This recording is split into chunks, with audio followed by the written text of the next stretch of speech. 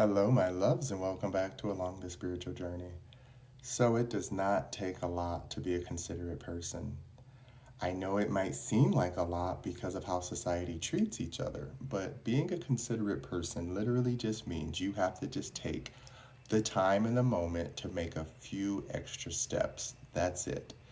I don't know why most people complicate it. I'm not sure why it's become so complicated and convoluted, but consideration just means you can think about something and see how you feel and say, you know what, I probably wouldn't want to walk into that situation. Let me clean this up a bit so that the next person who walks in, it makes it a little easier for them. Again, I'm not sure where society fell off with this one, but it is one that is lacking. I mean, here's an example. I live in an apartment unit, right? Plenty of open parking spaces. Someone decides to put a trailer hitch there. It never moves, it just sits there. Every weekend, you see people coming and going and like just trying to park, and that one extra spot can be used for someone. But this person chose to just put this piece of equipment there and leave it. In my mind, I'm like, there's so many spaces around the parking lot that aren't dedicated for parking that they could put it, but they choose to put it in a space because they feel entitled to. I'm not upset about this. I just laugh at it because I've been in the situation where I'm like, now that person know they could have set that thing over there and let people use this space. But in their mind, there's some level of entitlement. So they're like, no, I deserve to use this space because I live here. To me, that is weird. That is weird to go out of your way to make something complicated because you feel you deserve it for others. When I look at how others are experiencing life, I don't like to feel like someone has to be lost just because someone didn't give them a simple answer. I don't like people feeling like they have to feel challenged just because someone else decided to make it a challenging situation. I feel that life itself is challenging enough. We don't need others going around perpetuating things that make it so much more difficult to just exist. Littering, that's another one. I don't understand littering. I really don't. Put it in your pocket until you get next to a garbage. Find a garbage. I don't get it. I live in a city where people just throw garbage out of the window and then they complain about the garbage and I'm like, you're the problem. You are literally the problem and you don't take consideration into how you're treating the environment, and then it then infects other people's environment, and then people complain about things. It takes you, boo. I don't care how many people tell you, no, I'm just one person. It takes one drop of water for the ocean be the ocean, right? It takes one drop of rain for it to drop down into a thunderstorm. Please be the example. Don't be the one who follows people and does it because everyone else is doing it. That is so lame. That is so outdated. I'm sorry. That's one of those things where I just can't hold it in, where it's like you wake up every day to be bitter because you were taught that being bitter is easier than being happy. Do you know how many people literally go out of their way to tell me that I'm too happy?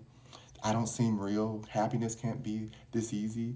It's not. It's a discipline. It takes work. It takes work to take myself into consideration to say, hey, being upset about this ain't gonna make it better. Sometimes it's good to vent. Sometimes it's great to feel like, yes, I deserve this moment and I'm entitled to this moment.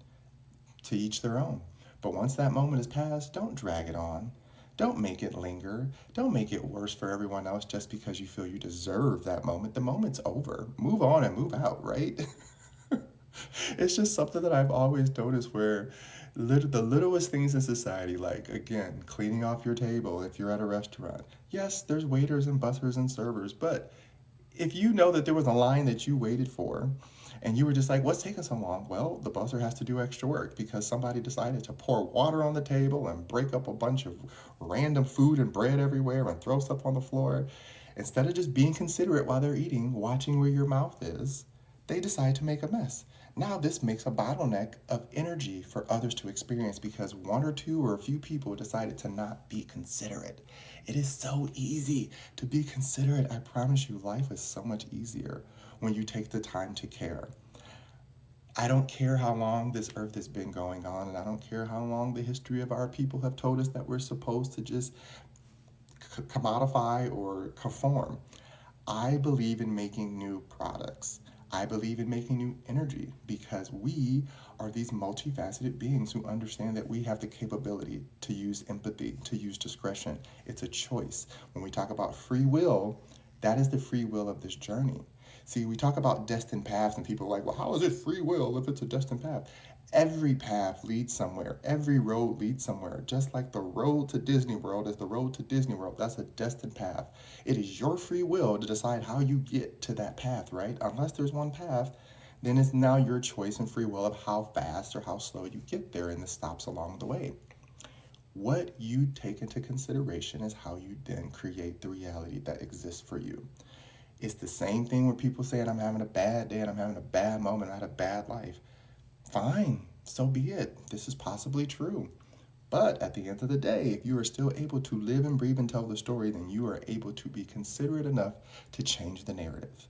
It doesn't take much energy, but it does take time, and it does take respect of self to understand that if you do that, then you show others how to respect.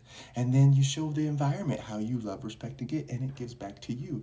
Because no matter what, no matter how long we create and create and create, there will always be another wave of energies that come through and tear it all down and build their own thing.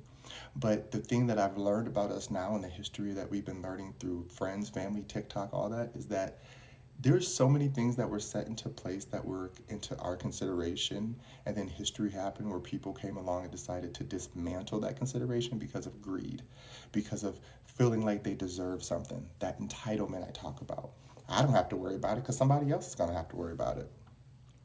This is how we get to this place in the world where people are so disconnected from their own emotions, and people are so disconnected from community because they don't know what community is. Community is taking care of each other and showing up for each other and not blaming each other, right?